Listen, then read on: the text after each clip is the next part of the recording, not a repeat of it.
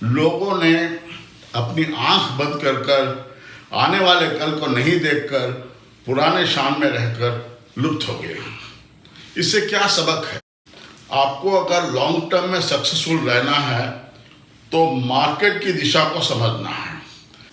दोस्तों, श्रीधरन सेलिंग की इस कड़ी में आपका हार्दिक स्वागत है। काफ़ी अरसा हो गया हिंदी में करके, तो मैंने सोचा कि हिंदी में आपकी करूं। गर्मी पड़ रही है, चैत्र का महीना है, रामनवमी हो गया है, हनुमान जयंती आ रही है, उसके बाद पहला वैसाख, जो नए साल की हर स्टेट में बैसाखी, बिहू, कई नामों से बुलाकर त्योहार का माहौल बन जाता है। हिंदुस्तान में ऋतुओं का बहुत बड़ा महत्व रहता है। चैत्र महीने के पहले पूर्वांचल में, उत्तर प्रदेश, बिहार में होरी, कजरी गाई जाती है। फिर चैत्र के महीने में चैती गाई जाती है। उसके बाद बिहू के बाद लोग आकाश की तरह देखते हैं कि कब बरसात होगी, कब बारिश आएगी। गर्मी सह नहीं सकते हैं। बरसात का भी बहुत बड़ा रोल है। कवि कालिदास ने मेघदूतम की रचना की, जिसमें मेघ के जरिए संदेशा भेजा जा रहा है। और जगजीत सिंह के गजल सुनने वालों को याद ही होगा, ये कागज की किश्ती, ये बारिश का पानी, बचपन के वो दिन लौटा दूं। आप सोच रहे होंगे कि ये सेलिंग का वीडियो है कि कोई संस्कृति के बारे में कोई बातचीत हो रही है। बिल्कुल सेलिंग के बारे में बात हो रही है। बारिश का मौसम जैसे होता है, बहुत लोगों के बचपन में रेनकोट पहनने की आशा उठती थी। कब बारिश आए, कब अपने रेनकोट पहने। रेनकोट का मतलब एक ही ब्रांड था, डक बैक, रबराइज्ड मटेरियल था। इतना मज़ा आता था उसको पहनकर। हर बच्चा यही आशा में रहे कि कब बारिश आए, कब हम रेनकोट पहने, कब रेनकोट पहन के स्कूल जाएंगे।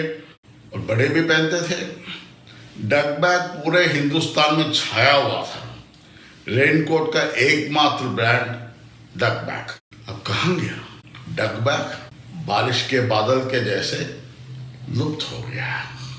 और जैसे लुप्त होने की बात हुई, एक और चीज़ मेरे नज़र में पड़ी। 2 दिन पहले मैं किसी के यहाँ खाने पे गया हुआ था।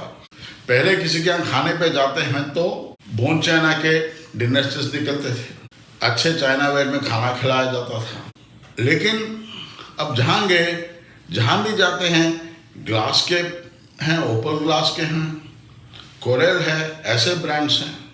हिंदुस्तान में शायद ही ऐसे कोई शादी हुई होगी जहाँ पर लोगों ने, माँ बाप ने, यार दोस्तों ने tea set, dinner set, chinaware की, बोन चाइना की ना दी हो।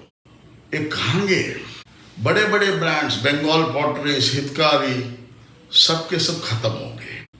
शायद इसमें मेरा भी कोई रोल रहा हो, क्योंकि हिंदुस्तान में पहली ओपल ग्लास की मार्केटिंग मैंने की थी। लेकिन मैं ये नहीं सोचा था कि ये प्रोडक्ट कैटेगरी ऐसे खत्म हो जाएगी। क्या वजह है? रेनकोट ले लीजिए, डक बैक ब्रांड ले लीजिए, या चाइना वेयर ले लीजिए, इन्होंने आने वाले कल को नहीं देखा। अपने पुराने हिसाब से चलते रहे। मार्केट की परिस्थितियां बदल गई थी, लोगों के डिजायर्स बढ़ गए हैं, खत्म हो गए हैं, चेंज हो गया है। वैसे तो आप देखें तो पत्ते में खाने वाले प्लेट में आए, स्टील प्लेट में खाने वाले क्रॉकरी में आए। मार्केट बढ़ती गई, जमीन में बैठ के खाने वाले डाइनिंग टेबल पर बैठ के खाने लगे। रेट आबादी बढ़ती गई तो रेनकोट की भी डिमांड बढ़ती गई। लेकिन इन दोनों प्रोडक्ट कैटेगरी में लोगों ने अपनी आंख बंद कर कर आने वाले कल को नहीं देखकर पुराने शान में रहकर लुप्त हो गए। इससे क्या सबक है? आपको अगर लॉन्ग टर्म में सक्सेसफुल रहना है तो मार्केट की दिशा को समझना है, मार्केट की डिमांड को समझना है, मार्केट क्या चाहती है उसको पकड़ना है। मैं बेच रहा हूँ, मैं कभी बेचता था कह के कोई ग्राहक नहीं खरीदता है। उनकी क्या डिमांड है, क्या सोशल चेंजेस आ रहे हैं, उसके अनुसार चलना पड़ेगा। बने रहिए श्रीधरन सेलिंग पर, और बहुत इंटरेस्टिंग बातें बताई जाएंगी। धन्यवाद।